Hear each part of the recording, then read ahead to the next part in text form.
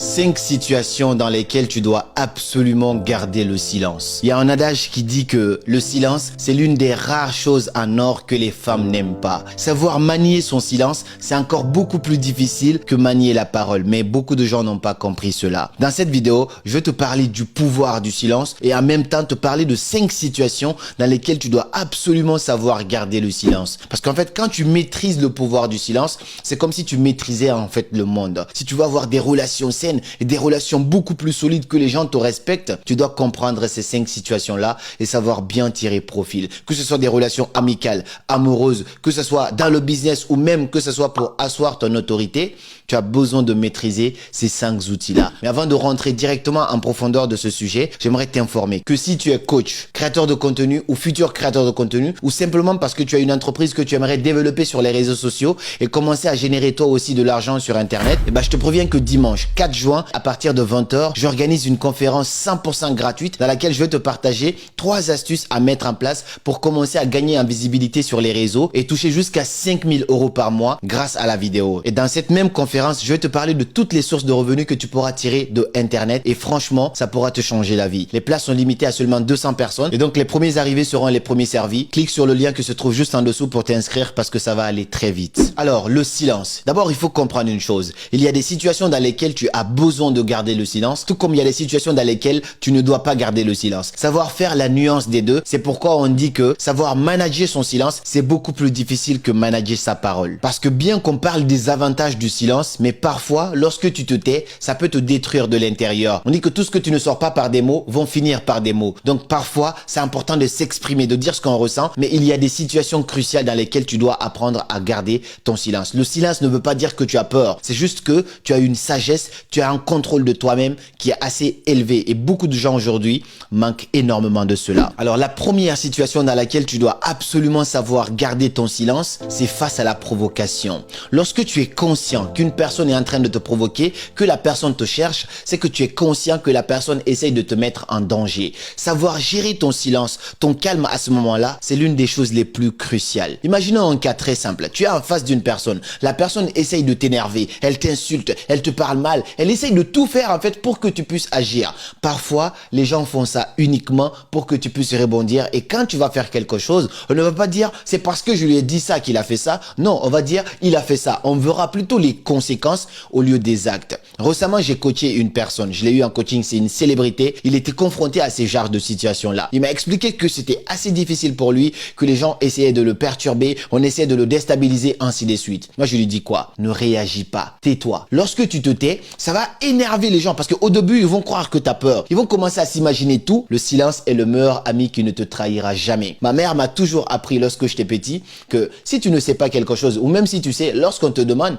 tu dis je ne sais pas. Ou sinon tu te tais. Lorsque tu te tais, tu deviens en fait ingérable. Tu deviens mystérieux. Tu deviens dangereux sans même ouvrir ta bouche. La deuxième situation dans laquelle tu dois absolument garder le silence, c'est lorsque tu es face à un doute. Lorsque tu ne sais pas quoi dire, tais-toi. C'est beaucoup mieux que de dire du n'importe quoi. Aujourd'hui, on vit dans un monde où les gens ont besoin de parler pour se prouver à eux-mêmes qu'ils sont quelque chose. Lorsqu'on ne te donne pas la parole ou même quand il y a un débat, tu n'es pas sûr de ce que tu dis, mieux vaut ne rien dire que de dire du n'importe quoi. Et lorsque tu te tais, on ne peut pas capter ton ignorance. On ne peut pas dire « ouais mais lui il sait pas ». Non, t'es juste calme, t'es posé, t'observes, ça te grandit alors que normalement tu devrais descendre. Lorsque tu prends la parole alors que tu n'es pas préparé, ça te rabaisse. Si tu as des doutes sur ce que tu vas dire, tais-toi. Donc mieux vaut se taire plutôt que de se créer des adversaires. Moi j'ai connu beaucoup de situations comme ça. Parfois j'ai pas forcément les mots sur tout et je me tais. J'observe ces personnes-là. Plus ces gens-là parlent, plus j'apprends davantage et j'essaye toujours d'être le dernier à parler. Et lorsque je prends la parole, j'aurai déjà acquis pas mal d'informations sur ces gens-là et au final je peux me servir de tout ça pour exprimer mon opinion et ça deviendra beaucoup plus complet et tu vas paraître sage alors que tu n'es pas forcément plus intelligent que les autres, mais c'est justement parce que tu as cette sagesse de prendre du recul, de laisser d'abord les autres vider leur sac et ensuite toi, tu vas t'exprimer. La troisième situation dans laquelle tu dois absolument garder le silence, c'est lorsqu'une personne se confie à toi. Personnellement, je fais des coachings. J'ai un lien, d'ailleurs, si ça t'intéresse, dans la description, je te mettrai un lien qui te permet de prendre un rendez-vous avec moi. C'est assez sécurisé, tout est propre. Tu viens, tu prends un rendez-vous, ça te permet d'avoir un échange de 15 minutes avec moi. Et plus tard, s'il y a besoin de coaching, on établit tout ça. Si tu as besoin de mes services, que ce soit sur le coaching à développement personnel, rupture amoureuse, ou que ce soit sur la création de contenu, tu peux prendre un rendez-vous avec moi, on en discute. Pendant 15 minutes, c'est comme ça que ça se passe. Donc, une fois, j'ai eu une dame en coaching. On était vraiment passé à l'étape supérieure, on était en vrai coaching. Elle était tellement mal que elle avait besoin de s'exprimer. Et j'ai compris que cette femme, elle n'avait pas forcément besoin d'un coaching. Elle avait besoin d'écoute de la part d'une personne de confiance, d'une personne qui ne va pas la juger, qui va juste l'aider à avoir des solutions. Au lieu de parler, j'ai eu le coaching avec la dame. Normalement, c'est une séance d'1 heure à peu près, tu vois.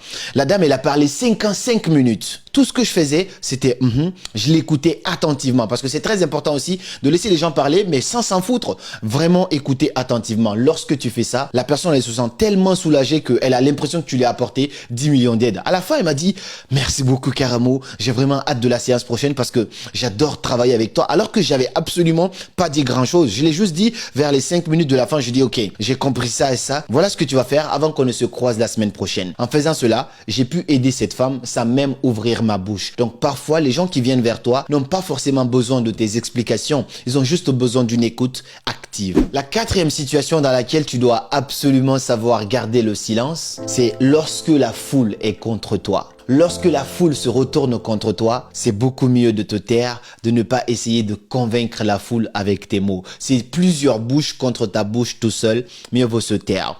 Très récemment, comme je te disais tout à l'heure, j'ai eu une personne en coaching, c'est une célébrité. Et cette personne avait beaucoup de polémiques autour d'elle. Beaucoup de gens disaient du n'importe quoi sur lui, sur les réseaux sociaux, ainsi de suite. Il a voulu réagir. Qu'est-ce que je lui dis? Là, c'est à chaud. Lorsque tu prends la parole, lorsque tu t'exprimes, c'est comme si tu parlais pendant que tout le monde parle. Et tu sais, quand tu parles pendant que tout le monde parle, c'est comme si tu faisais comme tout le monde, on ne t'écoute pas. Et donc, tu vas vraiment te ridiculiser. Dans ces situations-là, laisse les gens parler, laisse les gens dire ce qu'ils veulent. Toi, simplement tais-toi, laisse la vie faire son travail. Ce courant va passer et à un moment, tu auras vraiment l'opportunité de t'exprimer, de dire ta vraie version des faits et les gens vont t'écouter ou même te respecter. Et parfois même, t'as pas besoin de parler, tu as simplement besoin d'agir. Et en voyant tes actions, les gens vont juger d'eux-mêmes. Lorsque tu es dans une situation où tout le monde pense que tu as tort, n'essaye pas de prouver le contraire avec ta bouche. Mieux vaut agir plutôt que d'essayer de contrer les gens en te justifiant, en faisant des discours par-ci par-là. Tu vas te ridiculiser et franchement, personne n'a envie de ça. La cinquième situation dans laquelle tu dois absolument apprendre à gérer ton silence, c'est lorsque tu as besoin de te faire entendre, lorsque tu as besoin d'asseoir ton autorité. Imaginons par exemple une situation où tu es là à une réunion, tout le monde parle, tout le monde crie partout,